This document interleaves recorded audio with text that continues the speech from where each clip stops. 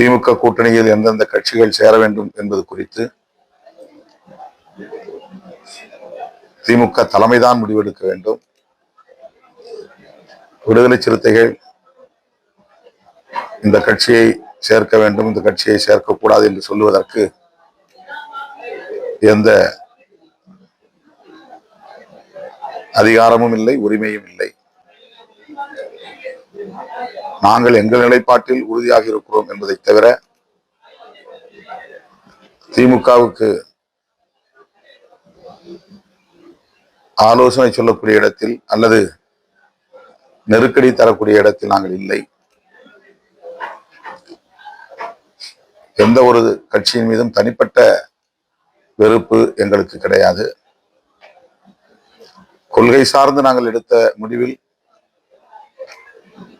உறுதியாக இருந்தால்தான்